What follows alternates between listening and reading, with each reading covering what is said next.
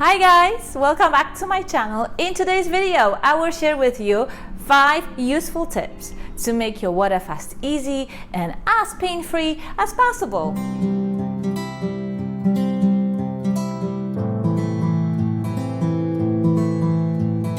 Number 1, add salt to your water. Seriously, add as much as you can tolerate. Sodium that is in the salt will make all the difference and the experience of fasting so much more enjoyable. Now the mechanism is quite simple.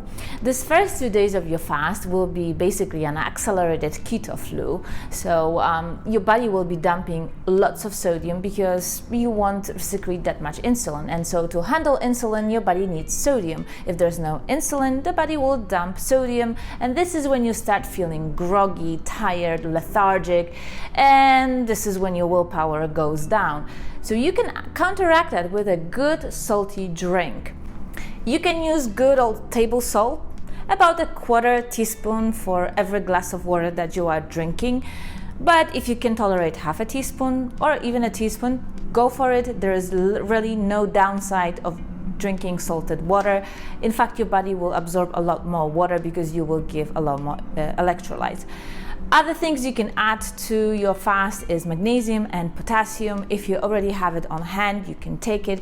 I personally drink electrolytes that have sodium, potassium, and magnesium, and that's because some of the magnesium supplements gives me flare-ups, and the one that I found, Element T, as pure as it can get, it gives me 0 side effects, so that's what I'm drinking. It's really tasty. If you really want to get it other flavors, you can. It is sweetened with stevia. However, I can't stand stevia, so I just drink it pure, raw, potassium, magnesium, and sodium. I have tried other potassium and magnesium supplements in the past. However, I had an autoimmune flare-up after taking them. Now with these ones, they are so pure and so clean that I can drink as much as I want, how often I want, and I don't have any flare-ups, and in fact I feel great. The type of potassium that is used is potassium chloride and magnesium malate, which is all form of very absorbable minerals. It is on the pricey side, but if you have severe autoimmunity, this will be okay for you. And there's one more advantage to adding salt or electrolytes to your water, and that is it is a mild suppressant of hunger. So if you are going through hunger pains and you are about to give up, chuck down some water with salt or electrolytes, and it will really help you to power through those hunger pains.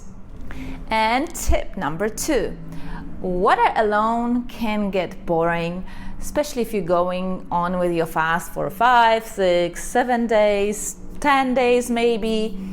So you can diversify. You can get some sparkling water, mineral water, flavored sparkling water. I have a few kinds of them that I have handy, and they are a blessing during my water fast.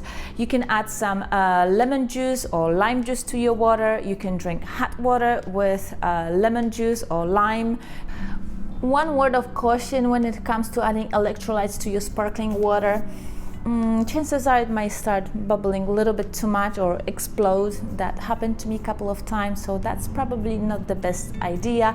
Although when you overcome this, that sparkling water with some salt in it tastes extra good during the water fasts. And tip number 3, alter your daily routine around the meal times. By the end of day 2 of your fast, your hunger hormones will be almost gone. Ghrelin will be suppressed, and your hunger pains will be really manageable, if any. You will feel them really mildly for a short period of time for the remainder of the fast, however long you go. But at the same time, your mind will start freaking out. This routine of your hands doing something and putting food in your mouth, that habit is gone, and your mind will start freaking out on you, like put something in your mouth, and you will not. And if you're at work and it's your turn to go to lunch, you are used to bringing your lunch from home or getting it from lunch places, you can just take a nice walk, maybe around the park. go do some shopping, run some errands, call a meeting either with your staff or with your customers, either in person or virtual, or call on your boss to meet with you. Personally, I have no issues getting through lunches while at work. When it does get challenging is when I come back home, I need to make food for my son and my husband. So whenever possible, my husband will feed my son when I am fasting. And at that time, I'll go to the bathroom, give myself extra long shower, maybe a face mask, whole body scrub, a facial, something to that effect. And that's how I'm able to power through the evening routine at home while fasting. And tip number 4, you can use bone broth when it gets really hard. And that typically happens when you are a few days into a water fast and at night you just can't fall asleep. Not that it is your hunger that bothers you so much, but your mind just keeps racing and telling you to eat something because you are so hungry that you have to eat and you haven't eaten for so many days. And when you have that warm cup of bone broth, that seems to settle down your brain and it's a lot easier to fall asleep. Now, bone broth does have calories, about 40 to 50 calories. And so if you are doing a spiritual fast, that probably shouldn't be drank. Now, when you're doing it just for the purposes of your health, bone broth will not kick you out of the fasted state because it is just not enough calories. You would have to eat more than like 300 calories for the fast to be officially ending when it comes to your physiology. And whenever I need to drink bone broth, I usually tap into my son's supplies. We always have something on hand. Sometimes I cook my own, but that depends if I have access to good bones and meat. But if I don't, then we order a broader bone broths. We have a couple different types. And then I'll have some of it, about a cup, typically at night to take the edge off. And that will get me through my fast. And number 5, you can use coffee to help you with water fasting. So if you are enjoying coffee on the regular basis, you can continue drinking it when you are fasting. It just have to be black and unsweetened, no sugar substitute, no creams, no milk, nothing, just black coffee. So if you like it this way, you can enjoy it while you are water fasting. Now, there is one interesting thing, and that's what I do when I really need to drink something else than water, is I'll drink decaf. And one interesting thing about decaffeinated coffee, it is actually more effective at suppressing hunger than regular coffee. I don't understand the mechanism, but apparently somebody did studies and was able to demonstrate it. If I find them, I will link them down below, but it's been a while when I came across them.